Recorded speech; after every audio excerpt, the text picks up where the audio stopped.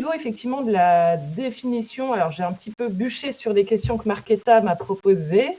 Donc, qu'est-ce qui m'est venu un peu sur effectivement ces sujets? Pour moi, vraiment, l'alimentation, c'est un espace, on l'a considéré au niveau de la Val-Agglomération comme un espace d'apprentissage et d'expression démocratique, parce qu'au final, c'est un vrai sujet de citoyenneté. C'est un acte qui est finalement éminemment politique. On n'a pas l'impression, quand on fait ses courses au supermarché avec son petit caddie. Et néanmoins, effectivement, c'est pas un acte individuel tel qu'on peut se l'imaginer, nous, en tant que consommateurs. C'est précisément une affaire commune. Personne ne produit seul ce qu'il mange. Voilà, faut pas l'oublier. Personne n'échappe non plus aux conséquences collectives du système alimentaire tel qu'il est présent aujourd'hui, tel qu'on peut le subir aussi sur notre territoire. Donc voilà, c'est une affaire commune et on voit bien aujourd'hui que il y a des questions effectivement de liberté individuelle, de justice sociale, d'identité culturelle, de questions aussi effectivement écologiques et sanitaires, et que tout cela a un impact fort sur les générations futures en fait. Voilà, on s'en rend pas compte, mais il y a vraiment des externalités négatives, il y a des coûts cachés et qui vont impacter les futures générations. Donc, on ne peut pas aujourd'hui se permettre de se dire, en France ou sur notre territoire, on a accès à une alimentation, tout va bien. Il faut aller plus loin parce que la vraie liberté d'un citoyen, finalement, c'est de pouvoir choisir son alimentation en connaissance de cause, donc de manière vraiment éclairée, pour comprendre les impacts derrière les actes d'achat qui paraissent anecdotiques ou anodins, mais qui ne le sont pas, et de participer en fait aux décisions qui vont organiser la mise en place d'un nouveau système alimentaire. Donc en fait, on est au cœur du sujet. La démocratie alimentaire, c'est comprendre, débattre, prendre la place sur cette place publique, influencer les choix qui vont façonner ce nouveau système alimentaire. Et donc ça commence par une démarche aussi d'aller vers, là je me place dans la posture d'une collectivité qui est porteuse d'un PAT, pour être vraiment très concrète. C'est une démarche d'aller vers ceux qui font, vers ceux qui ont la réalité du terrain, vers les acteurs dans toute leur diversité. Et ça va être de créer les conditions d'un dialogue durable autour de ces choix alimentaires. Et donc, ça nécessite d'identifier les réseaux, de créer des espaces de rencontre qui vont être accessibles à tous et qui vont permettre à toutes et à tous de dialoguer, de s'exprimer, de défendre son point de vue. Et donc, tout ça, ça suppose de mobiliser tous ces acteurs. Pas que les citoyens, j'en parle effectivement, on peut démarrer de ça, mais évidemment, toute la chaîne alimentaire est concernée. Donc, certes, il y a les citoyens, mais il y a aussi les organisations professionnelles, les assos, les collectifs citoyens, les acteurs économiques, les écoles, les communes, etc. Et aussi, le petit point de vigilance, effectivement, c'est de donner une place aux publics qui sont les moins visibles et les plus éloignés des instances de participation. Parce que là, quand on parle de démocratie alimentaire, on peut se dire « super, il y a à peu près 70 millions de Français, on va tous s'y mettre ». Or, ce n'est pas le cas. On sait bien qu'il y a des populations qui sont éloignées, qui sont dans des situations de précarité alimentaire. Et c'est peut-être même les populations qui sont les plus à même de souhaiter avoir des impacts concrets sur la qualité de leur alimentation, et c'est celles qui sont malgré tout le plus éloignées. Donc là, il y a aussi des enjeux vraiment d'aller chercher, en fait, pas juste d'aller vers, mais d'aller chercher des populations qui n'ont pas l'habitude en fait, de se positionner sur cette place publique où chacun va effectivement travailler et concourir à défendre l'intérêt général en matière d'alimentation. Tout à fait. Et un peu les parties.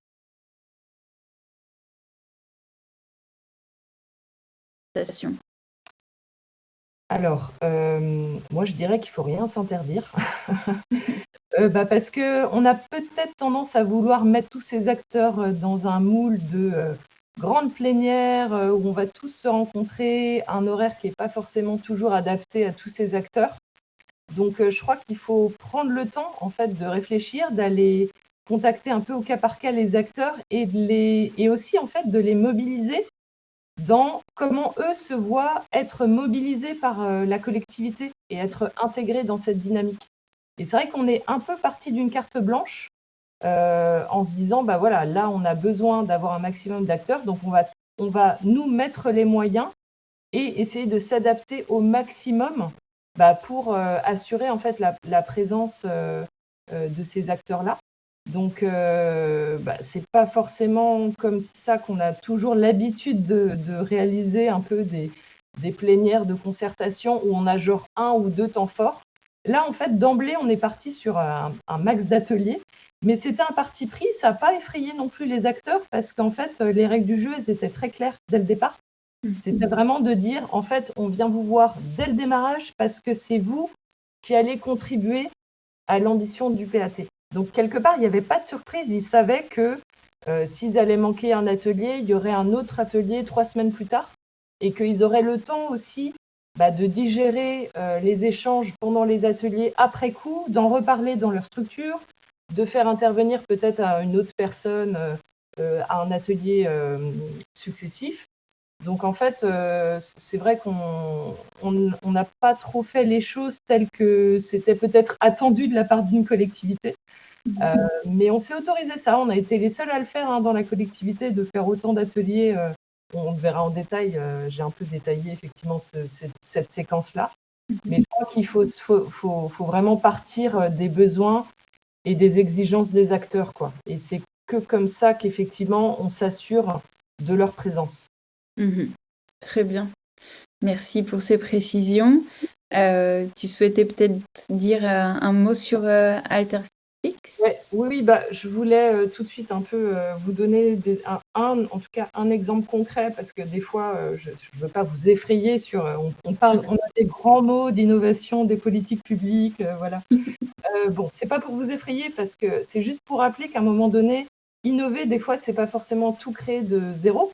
C'est aussi d'aller chercher en fait des initiatives qui fonctionnent et on le sait en fait en termes de démocratie alimentaire. Là, ça fait quand même pas mal d'années qu'il y a des actions de démocratie alimentaire à travers les PAT de France. Des fois, c'est juste d'aller chercher aussi sur d'autres territoires des innovations qui fonctionnent et d'aller les tester chez soi avec toute l'humilité aussi que ça nécessite parce que des fois, il faut un petit peu d'adaptation et puis tout ne fonctionne pas d'un coup comme ça. Donc, il faut un peu d'humilité pour se tester.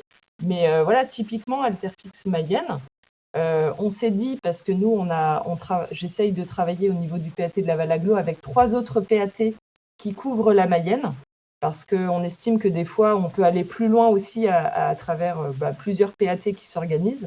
Et en fait, on a fait une petite visite il y a quelques années auprès de la Coop des territoires, qui est une structure ornaise, qui a lancé une action en fait qui s'appelle Alterfix, et qui vise à faciliter la reprise des fermes, l'installation et l'émergence de projets agricoles en mobilisant tous les acteurs et les citoyens du territoire et en accueillant les futurs porteurs de projets agricoles au sein d'une ferme, des porteurs de projets qui ne connaissent pas l'Orne et donc qui découvrent en fait dans une ferme où on les accueille à plusieurs tous les acteurs dont ils ont besoin pour s'installer dans l'Orne. Donc là, la chambre d'agri, tout le réseau effectivement de l'ADEARN, des Civam Bio, etc. Viennent sur place. Il y a de l'échange, il y a de la réflexion sur comment ils peuvent un petit peu affiner leur projet agricole, comment peut-être ils peuvent se mettre en collectif aussi, en créant des GAEC au fur et à mesure des rencontres qu'ils peuvent faire. Et nous, ça nous a paru vraiment hyper pertinent en fait d'aller déployer ça en Mayenne. Parce que notamment, l'Orne, ça ressemble aussi. On a des paysages bocagers qui sont très similaires, avec des problématiques très similaires entre l'Orne, la Basse-Normandie et la Mayenne. Et du coup, on s'est testé pendant 1 an. On a fait Alterfix dans les 4 territoires porteurs de PAT. Et ça a plutôt bien fonctionné parce qu'on a eu à peu près, de mémoire, plus d'une 60aine de porteurs de projets agricoles qui ont visité nos territoires. Et donc voilà, c'était juste pour insister sur le fait que des fois, il suffit juste d'aller chercher aussi sur le territoire des actions, des initiatives voisines qui fonctionnent et s'autoriser à les expérimenter chez nous, quoi.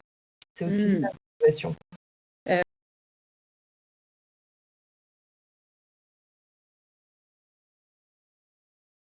La mobilisation d'un réseau et la création d'un réseau nouvelle qui se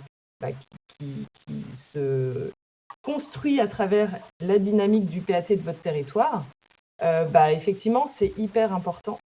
Et donc, je vous ai un peu séquencé, effectivement, aller vers les acteurs plutôt que de les attendre, parce que c'est pas parce que la collectivité a une ambition qu'elle va être suivie tout de suite par les acteurs. Il faut déjà bien décoder, bien faire comprendre aux acteurs ce qu'on entend par cette politique alimentaire et agricole.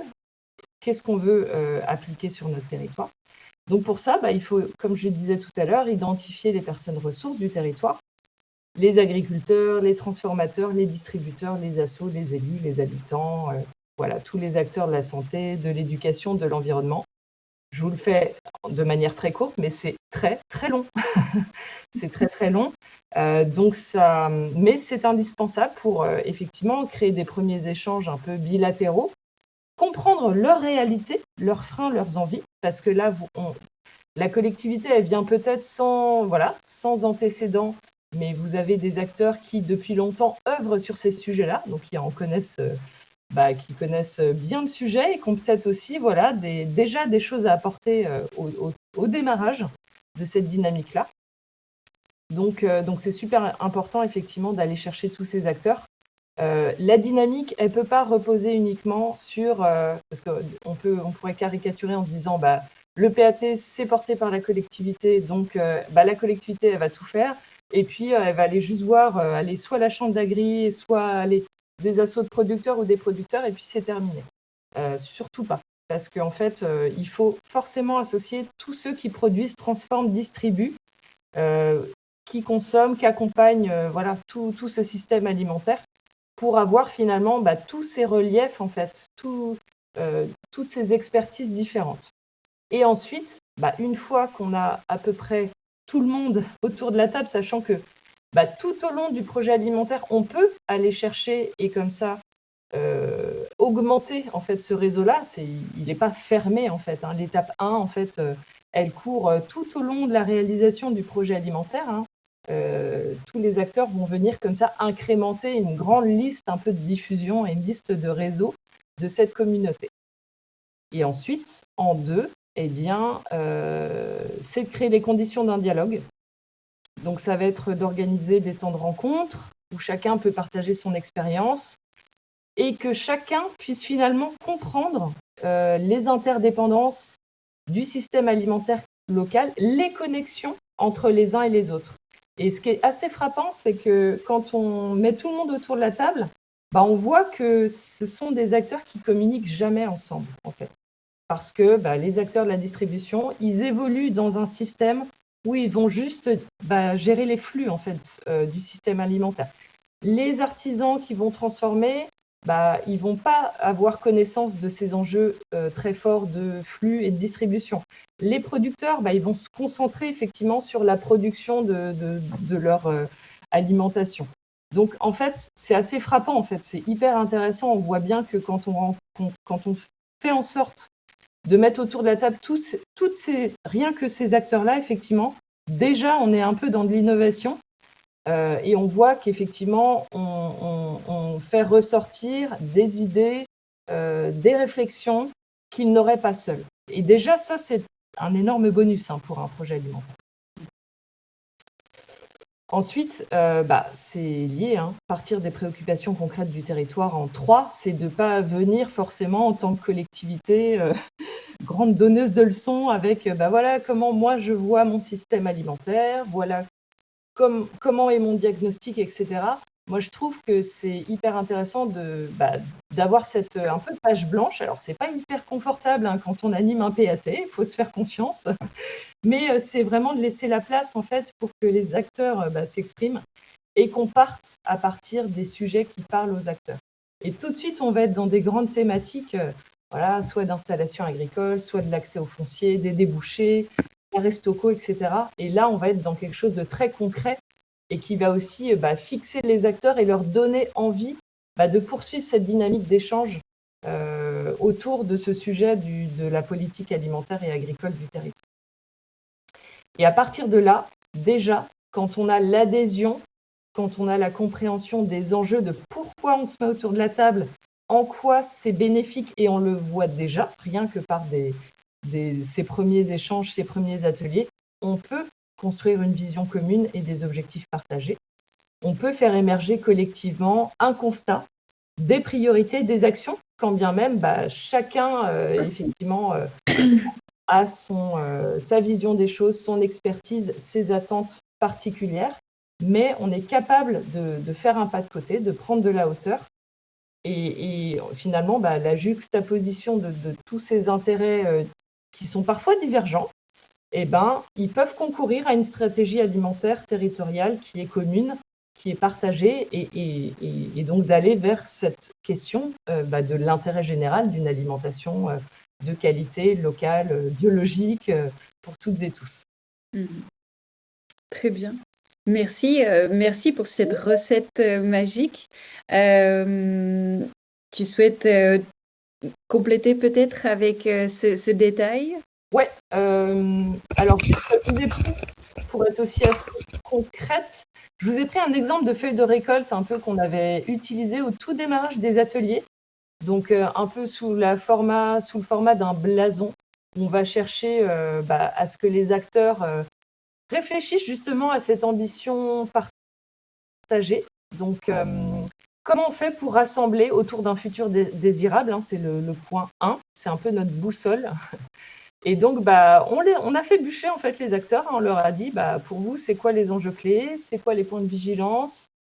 Comment vous pouvez y contribuer déjà dans un premier temps? Quelle est la place de chacun? Et donc, on les a fait travailler sur finalement ce futur désirable. On n'est pas parti d'un diagnostic, en fait. On est parti d'un futur, d'une situation désirable qui rassemble en fait et qui génère cette adhésion. Et je trouve que cette méthode-là, elle est beaucoup plus facile à coordonner et à mettre en œuvre pour un PAT et pour quelqu'un qui anime un PAT, parce qu'on converge vers cette même idée, alors que parfois, des fois, parce que je dis ça parce que souvent les politiques publiques, on part d'un diagnostic et c'est pas le diagnostic qui génère l'adhésion. Au contraire, parfois le diagnostic, on est sur des points de détail et on prend pas cette hauteur nécessaire pour être ambitieux en fait, parce qu'on se rattache trop à une situation réelle qui existe aujourd'hui, mais qui n'est pas souhaitable peut-être à l'avenir. Et donc, c'est vrai que cette méthode, on l'appelle backcasting, mais ce qu'il faut retenir, c'est que, en gros, c'est voilà, le futur désirable, c'est plus parlant. Ensuite, c'est plus facile effectivement de formaliser cette ambition. Nous, on l'a un peu effectivement saucissonné en 6 axes stratégiques. Et après, à travers ces 6 axes, on a pour chaque axe stratégique, par exemple, on va aller faire en sorte que tout le monde dispose d'une alimentation de qualité à travers une assiette de produits locaux, etc. Par la suite, on va pouvoir très facilement séquencer et planifier toutes les actions nécessaires d'aujourd'hui jusqu'à ce futur désirable. Et on est sûr en fait que tout ce qu'on met en œuvre va avoir un vrai impact pérenne aussi pour la suite. Ça, c'est un peu la méthode qu'on a suivie. Et je trouve qu'elle est facilitante aussi dans l'adhésion de toutes et tous. Et voilà, parce qu'elle offre, elle projette un futur qui est souhaitable. Et je trouve que l'alimentation, on est aussi dans un contexte de transition écologique, de transition alimentaire, avec des difficultés, avec une crise climatique, des difficultés de produire aujourd'hui sur nos territoires, beaucoup d'aléas climatiques, énergétiques, etc. Et je crois que c'est aussi le rôle d'une collectivité d'offrir des méthodes qui permettent aussi de se projeter vers quelque chose de positif. Et je pense que ça peut être un atout effectivement pour rassembler les acteurs. Eh bien,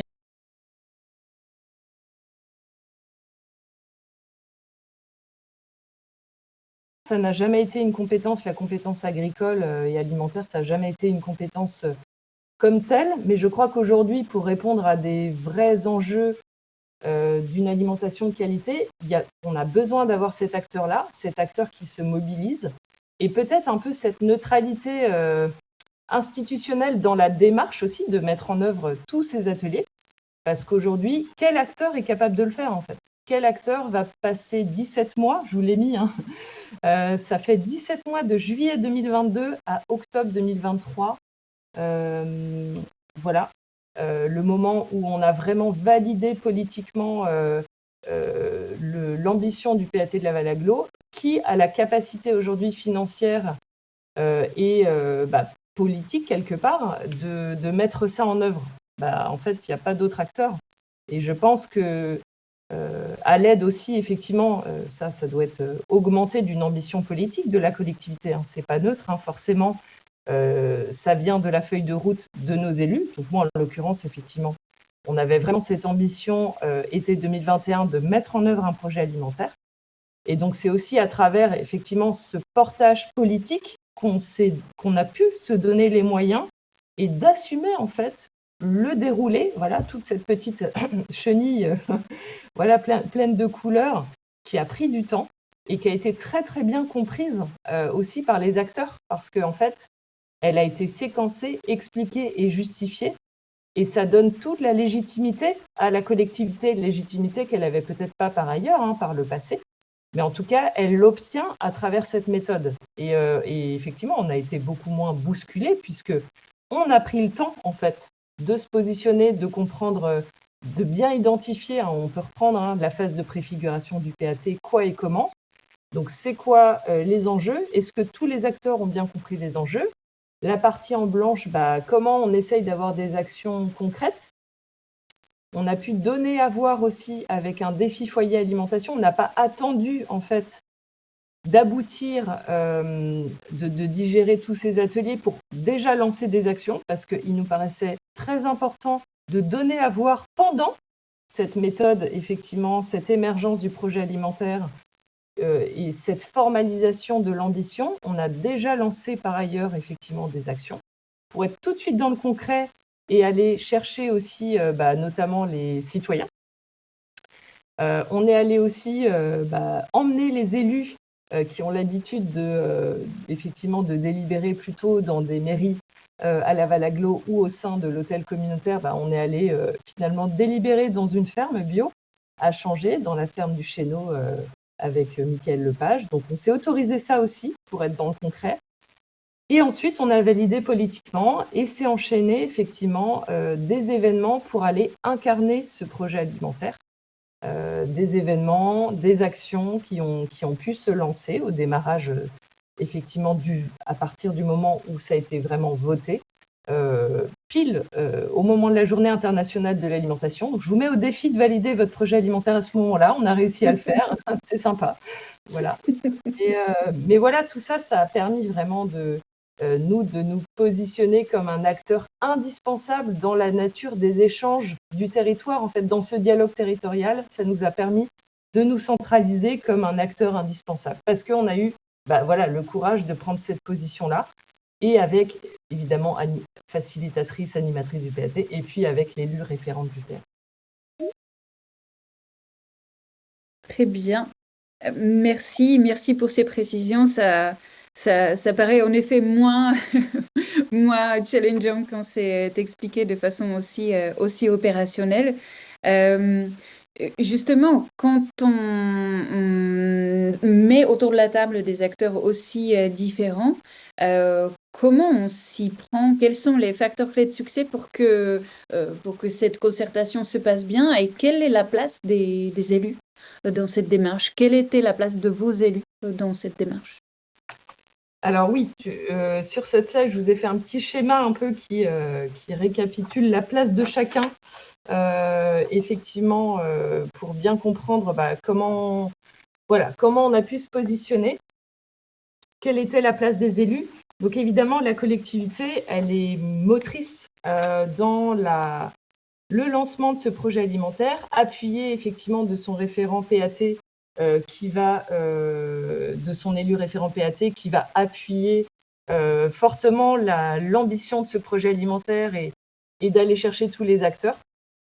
Donc, finalement, la posture de la collectivité et la posture aussi peut-être de l'animateur, l'animatrice, c'est de faciliter, c'est d'offrir la méthode et les outils. Et donc, j'ai remis le petit guide aussi qui a été réalisé à cet effet, Donc, de créer les espaces de dialogue, de lever les freins, en fait, de relier, de coordonner les acteurs et de rendre compte, en fait, de tout ce qui se passe, en fait, de toutes ces réflexions, des avancées, du chemin parcouru, et aussi d'analyser, évidemment, tout ce qui en ressort, à l'attention des acteurs du territoire que j'ai mis tout en bas. C'est un peu, pour moi, c'est le terreau, en fait, qui favorise cette innovation, ces actions du projet alimentaire. Hein. Je ne vous ai pas mis tous les acteurs, je vous en ai mis quelques-uns.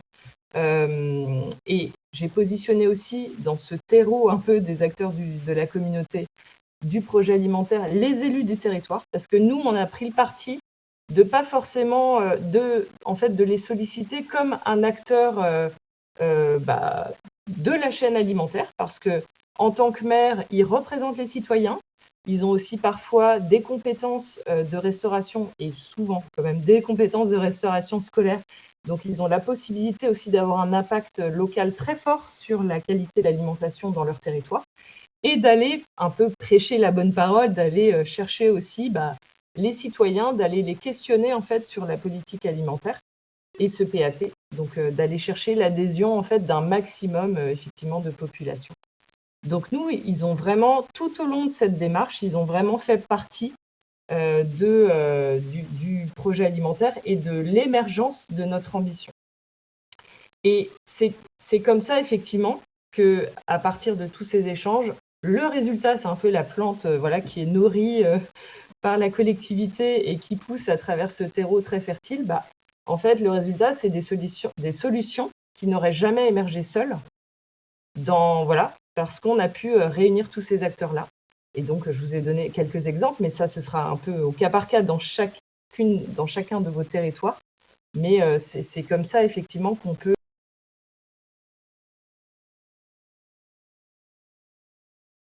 cette démarche-là, ce concept de démocratie alimentaire, parce que la collectivité, elle n'a pas l'habitude forcément d'augmenter ses politiques publiques à travers toute cette démarche de participation et de co-construction. Donc, il faut vraiment que les élus soient au clair sur comment le projet alimentaire dans votre territoire s'implémente, que ça prend du temps. Et je crois qu'il faut bien insister sur le fait que c'est pas action-réaction. Il va falloir, cette démarche-là nécessite de prendre le temps nécessaire pour faire adhérer tout le monde et faire co-construire ce projet alimentaire. Et que tout ça, ça ne se fait pas au détriment et dans le dos des élus. Tout ça, c'est là aussi pour faciliter leur choix et pour appuyer en fait la mise en œuvre, la mise en route de toutes ces actions, pour les légitimer. Faut vraiment percevoir ça comme ça. C'est pas du temps perdu. Et on sait que pour certains élus, c'est vrai que les démarches de concertation, de consultation citoyenne, ils sont pas forcément. Ça dépend d'un territoire à un autre, mais ils n'ont pas forcément connaissance du détail de comment ça peut être mis en place. Et aussi, la collectivité, elle peut avoir un historique d'être plus ou moins dans la consultation. Je crois qu'il faut assumer à un moment donné, quand on met en place un PAT, d'avoir sa propre démarche de concertation et de co-construction même, et de l'annoncer en fait, et d'annoncer la méthode. Et c'est pas là du tout pour disrupter le processus décisionnel classique. Au contraire, c'est là pour vraiment appuyer les élus et leur permettre d'aller plus loin dans la transition alimentaire. Très bien. Merci Alexandra.